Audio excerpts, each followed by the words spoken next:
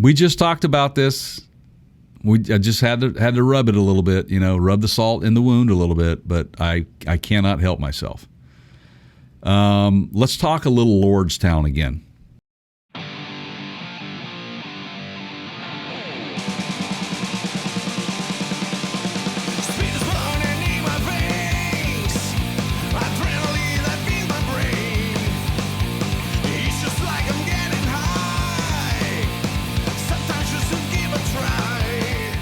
All right. So, for those of you not familiar, and this has been a common theme on the show, we've talked about these guys quite a bit. Electric pickup truck manufacturer. It's a startup out of Ohio, Lordstown. Their first model is called the Endurance. It's a truck. They are touting that they will be the first commercial EV truck to market. Right. Right. I don't know, what that actually means, but I know what a commercial vehicle is, but I don't know what it means to them, right? Like, how is that different? So, I got to be careful here. Okay, so there's been a lot of scrutiny with Lordstown. Some of the things that we have talked about on this show recently was a lawsuit between Karma Automotive Group and Lordstown over the theft, allegedly, of trade secrets in terms of development of certain components in the vehicle. So Lordstown hired away some Karma employees, basically took their technology and stole it, or so Karma claims, right? So there's a lawsuit going on for that right now.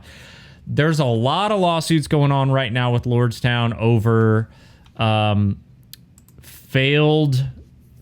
Let's see. Heavy fire from investors. Yeah, go ahead, Jay. Right. Yeah, they took a lot of crap from their investors, period, because for lack of transparency with what's going on to begin with.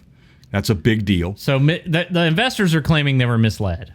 Correct. Yeah. And then you have all of these people going after Lordstown, suing them, such as Karma, who claims that they basically were poaching employees away. They were stealing intellectual property to benefit Lordstown itself.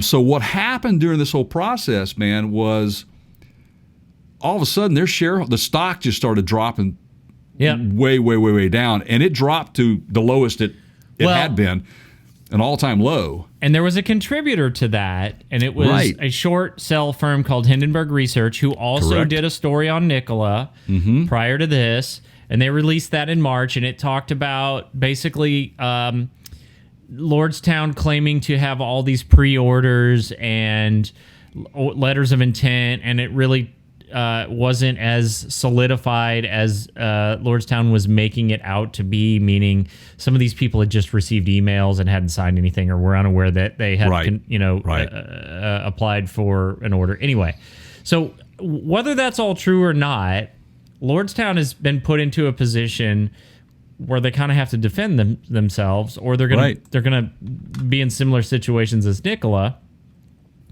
So this is what I would like to call the nuh-uh part of the show. So Lordstown has announced that they're going to host 3 media days. Right. June 21st, the 22nd, and 23rd. Okay. Right. And there, among the things here, do you have that info, or do you want me to keep rolling? No, keep rolling. So they're going to let people take test drives. They're going to give you tours of the facility. They're going to let you talk with the executive team there that works at the facility. They're going to do presentations and so on. So it's going to be a press event. It's going to be a media event. Now, the interesting thing to me is, are they going to let you film? Okay, if this thing hasn't been released yet, are they going to let the media in there taking pictures and video to release that for public consumption? Hard to say. They're saying it's for their stakeholders. They want to give them the confidence that they're on target with what they have said. The media has been in their plant before recently to discuss some of the accusations that have surfaced and to get information from them that they're still on track to get these vehicles out. Again, we don't have any proof that they're close to production. I mean, we've seen some, recently some beta versions have been spotted. They've been out, but that's all I hear. Now, you got to understand, if your stock drops, right, so far down, to get that stock back up and regain faith, you've got to do something like this. And I think it's really a good move on their behalf, but who is actually going to have access to the information that comes from this? Like you just said, will there be photos of the vehicle? Typically, you don't see that. You don't let the cat out of the bag before it's really time. So what this has done, though, it has driven their stock up substantially since that last news broke, just to show you how volatile that is and that can be for stakeholders or a company like this that is driven by stakeholders. You go from the lowest of lows to up 20% within 2 weeks. That's pretty darn good. And all of that hinges on, can Lordstown now come through for their stakeholders with this at this event to show them and to prove to them that they are acting in good faith on their behalf with their investment to put this vehicle out on time as they say they are. Right.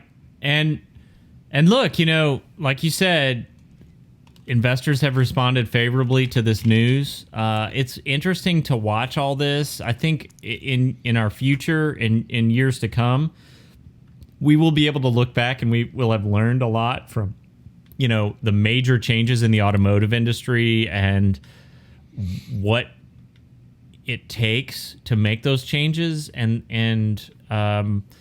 we talk a lot about peer pressure driving the automotive industry. Well, all these manufacturers, basically, Tesla was the driving force and they're all reacting. Ford with their EVs. I mean, everyone. I mean, even Lamborghini's getting into the game now when they announced their plans for electrification. So I think that, these startups are kind of affecting change in the automotive industry because of their EV impact. So we'll see.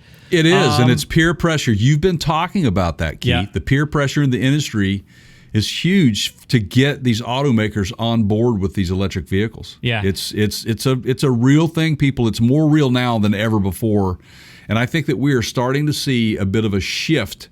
And I mean, I'm talking a huge shift in a short amount of time between the 2017, 2018 to now, and then what we're going to see in production by 2025. All right. Yeah. Right now, you have Rivian, Ford, GM, the three, and Lordstown, the four big players in the EV pickup truck market. So, who's going to win that race? Well, we're taking wagers on this side. Cybertruck, although it's kind of a different animal, Yeah, it is, but we haven't really heard that much about it. Can't discount Tesla, though. Dude, he's busy making rockets and putting internet satellites in space. And might I add, successfully putting rockets up there and hosting Saturday Night Live. Saturday Night Live. Yes, this guy is. Come on, Elon, dude. If you want more information on Lordstown, go back and check out our channel. We've covered them ad nauseum. There's more to come. Click the bell, hit the subscribe button, tell a friend, check it out.